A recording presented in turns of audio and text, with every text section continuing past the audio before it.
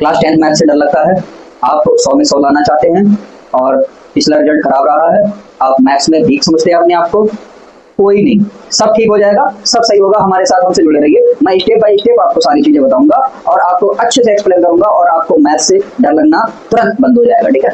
और आप अपने आप को मैथ्स में फील करेंगे कि हम एक सही लाइन पकड़े हुए हैं और सही रीचिंग पर, ठीक है।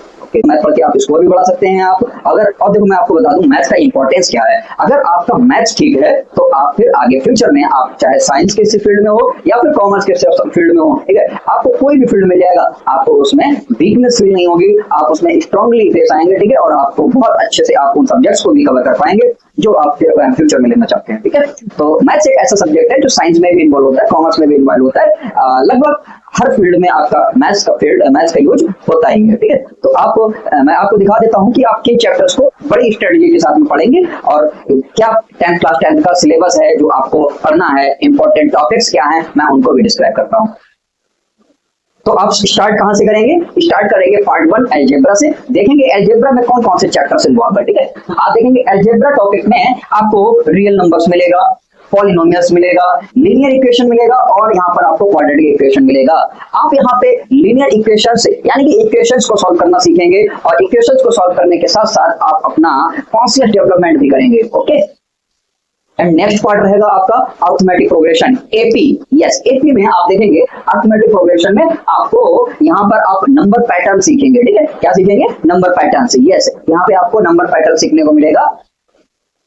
Yes, and next third part आपका रहेगा ज्योमेट्री, और ज्योमेट्री में हम पढ़ेंगे triangles and circles. Yes, triangles and circles में आप देखेंगे थ्योरम्स को इसमें सॉल्व करेंगे और आप इसमें पढ़ेंगे फॉर्मूले ट्रायंगल के, ठीक है। और आप इसमें कॉन्ग्रुएंसी का भी चैप्टर डिस्कस करेंगे। इसमें आप देखेंगे किस तरह से हमें इसमें ज्योमेट्री के पार्ट में आपको प्रूफ करना है, ठीक है, स्टेटमेंट थ्योरम्स को प्रूफ करना होगा, ठीक है। ये थोड़ा सा टफ लगता है टॉपिक, बट स्कोरिंग है, ठीक है, ये भी स्कोरिंग है। अगर आप इसको अच्छे से डीपली इसको थोड़ा सा पढ़ते हैं तो आपको समझ में आ जाएगा, ठीक है। वो भी मैं आपको जिस स्ट्रेटजी से पढ़ाऊंगा, ठीक है, वो आपको अच्छे से समझ में आएगा।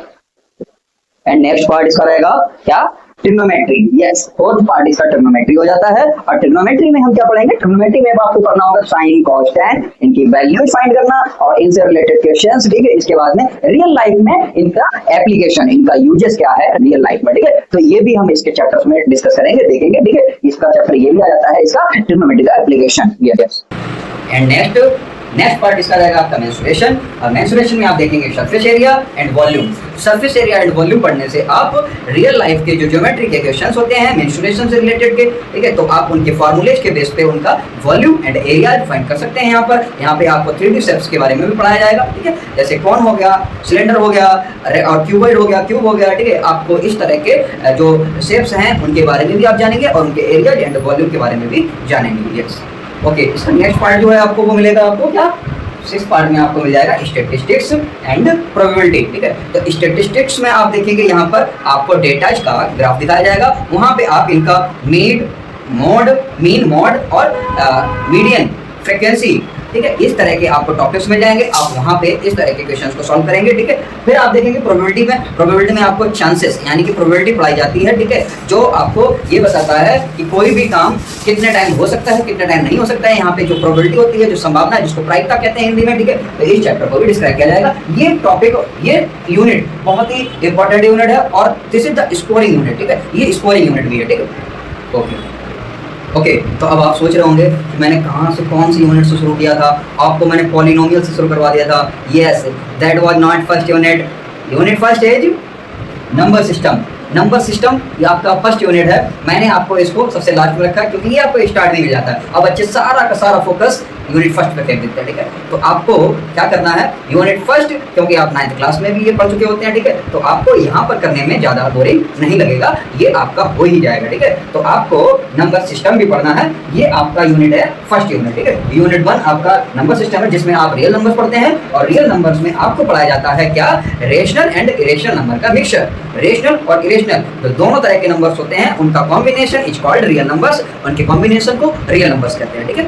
तो ये आपका यूनिट फर्स्ट रहता है। अब मैं आपको बताऊंगा कि जितने भी यूनिट्स हैं वो कितना कितना स्कोर करते हैं, ठीक है। आपको एग्जाम जो पैटर्न होता है, ठीक है, उसके हिसाब से कितने क्वेश्चंस के मार्क्स जो होते हैं, ठीक है, वो कौन कौन से चैप्टर से, कौन कौन से टॉपिक से, कौन कौन से यूनिट से कवर होता है, स्कोरिंग कितना होता है, ठीक है, तो मैं आपको वो बताऊंगा, ठीक है। यूनिट्स और ये फिर मार्क्स, ठीक है। तो आप देखेंगे नंबर 1 पे आपको मिलेगा नंबर सिस्टम, ठीक, और नंबर सिस्टम में आप यहाँ पे रियल नंबर्स पढ़ेंगे, ठीक है, और ये सिर्फ 6 मार्क्स स्कोर करता है, ठीक है, 6 मार्क्स का है, ठीक। आपको सेकंड डिवाइड मिलेगा अलजेब्रा, अलजेब्रा में आप पूरा 20 नंबर स्कोर करेंगे, कितना 20 मार्क्स, ठीक है। तो ये टॉपिक बहुत इंपॉर्टेंट है, इसलिए मैंने यहाँ पे स्टार बना रखा है, ठीक है, क्योंकि ये टॉपिक आप कवर कर लेते हैं अगर, तो समझ लो आपने पूरे के पूरे इंटरनल मार्क्स का जो थ्योरी मार्क्स का है उसका आपने लगभग 30% क्लियर कर लिया, सॉरी 20% कवर कर लिया, ठीक है।